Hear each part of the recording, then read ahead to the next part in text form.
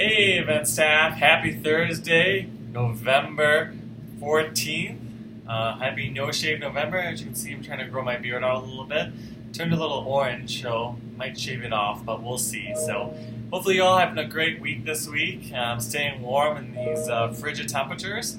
But it's supposed to warm up this weekend, so hopefully well. Wanted to do check-in video number 2. Just to kind of give you all some updated information. We're getting towards the end of the semester, which is crazy to me. This semester I think flew by, so I want to make sure you're all prepared and got the correct information. So the first thing we're actually going to go over in this video is the quiz, checkup quiz number 1 that you took. You all feel you did really well on it. There's a couple of questions that tripped a couple people up, so just want to make sure you got all the correct answers with that. So the first question we had was, where do we go to clock in for our pre-event meeting? Mostly you all answered this correctly. Whatever room is listed on When to Work and Trello. So I will always list that room on When to Work. Typically it's usually rows 121 or 122. There is occasions where we do have to switch into rows 102 or maybe my office or things like that. So always check When to Work to let you know where we're meeting. But just as a reminder, that first person who comes in an hour early before everyone else, you will always meet in my office with the event supervisor because you will be setting up for the event. So no matter what kind of event it is, if you're that early setup person, you're going to be meeting in my office. The second question that I got asked was, what happens if I can't work a scheduled shift? And you pretty much all got this right, which is awesome. It's put it on the trade board and start contacting your fellow staff people. Now, obviously, I've told you multiple times that life happens and things come up. So, if something does come up, emergency death in the family, car accident, things like that, obviously communicate with me. Give me a call, send me a text, let me know. Totally flexible, and I understand life happens. But if it's if something you're going up north, you're going home for the weekend, things like that, we have multiple platforms. You have When to Work the Trade Board. You have GroupMe, which hopefully everyone's added into that. And then you also have everyone's phone numbers on When to Work. You can also email me and ask who's available during that specific shift, and I can show you who's available on When to Work. So that's also a great resource. So we have multiple resources to kind of get a hold of people if you cannot work a shift. The next question we asked was, how many minutes do you get after your scheduled shift before you're considered late? And I know this might have tripped up some people. So if you remember from UUREC orientation that you had probably with Corey, you get a 5-minute grace period. So you get 5 minutes after that scheduled shift to clock in. Once it hits that 6-minute mark, you are considered late. And so we just want to make sure you get in here within that 5-minute period. So, and again, I always let you know that we start pre-event meetings right on time. So we don't wait for that 5-minute grace period. So making sure you get here early, especially during the weather we're having right now. If there's lots of snow and things like that, want to make sure you get here on time. The next one, what do you do if you forget to clock in or clock out in that manner? Who do you contact? Some of you put me.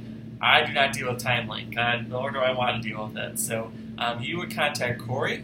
She deals with all of our TimeLink and payment for our department. So her email is on Trello, but if you ever need it, please contact me, and I can get it to her. But yes, Corey would be your contact for that one. The next one asks, how many minutes can I clock in early for a shift? Everyone, except one person, got this right, so it's awesome. It's 15 minutes. We do have some instances where people keep clocking in early before that 15 minutes. Folks, I'm not going to pay you early to sit here, so please make sure you don't clock in more than that 15-minute mark. Obviously, you're more than welcome to come in if you do get here early and sit and chat and kind of hang out, but just make sure we're making sure we're not clocking in before that 15-minute mark. The next one, we had you match the injury or sudden illness with the correct code. So pretty much you all did very well in these. So code black is obviously a loss of consciousness, like you black out. Code red is that head, neck, or spinal injury, so that should be a red flag when you hear a code red on the radio. Code blue, cardiac arrest, so that means you do have a pulse but you're not breathing. You turn very blue, that's code blue.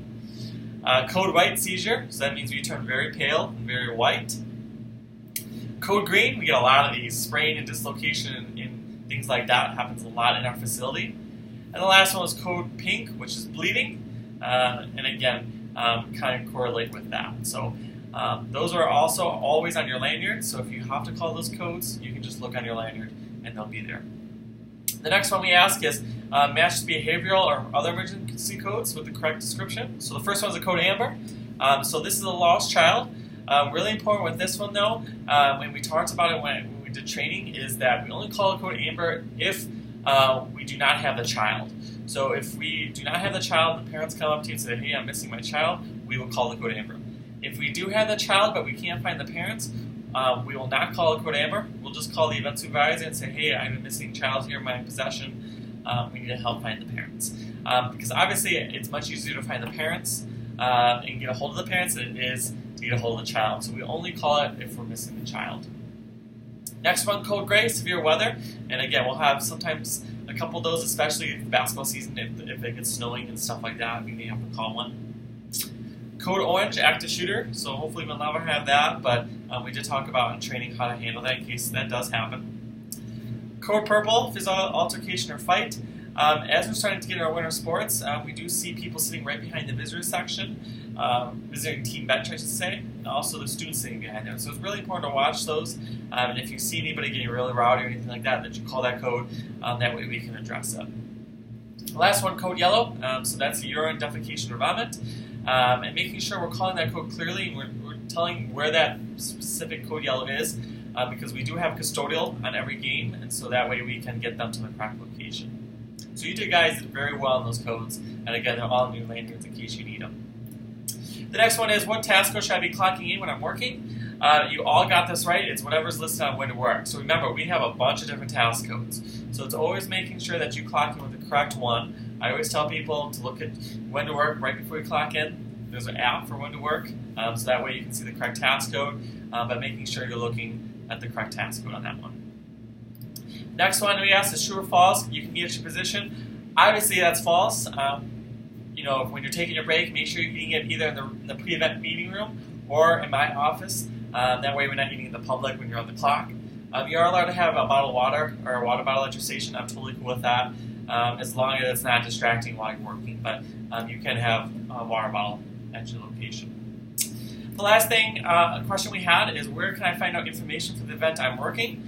This was kind of a split question because a lot of you put Trello, which is correct, but you also can use when to work, because when to work you need your meeting location room. So both answers would have been acceptable.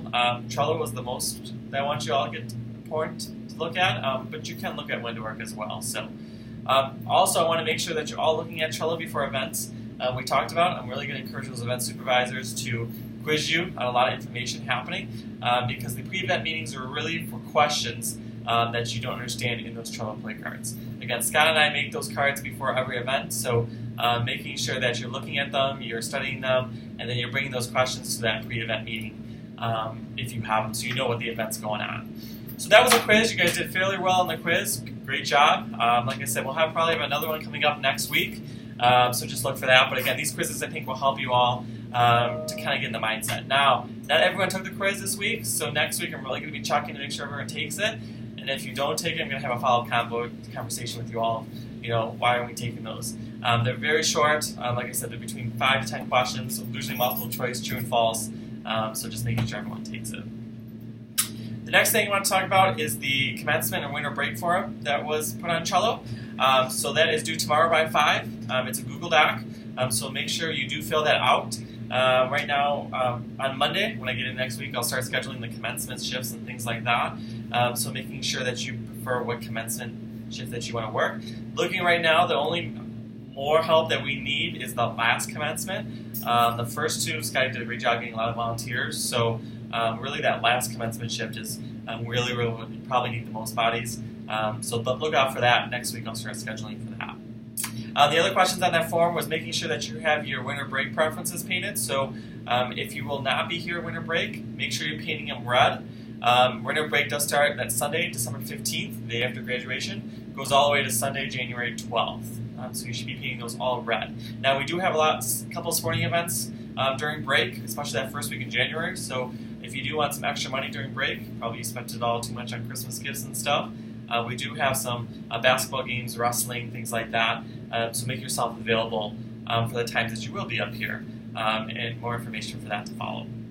The other thing on there was making sure if you could start painting your next semester preferences. They're not due yet, but if you already have your classes scheduled, you can kind of paint those red for next semester and when to work. That would really help me out that way, because we'll have to start scheduling next semester when we come back. So, and finally, we have 3 new staff members that joined our team, so be looking out for them.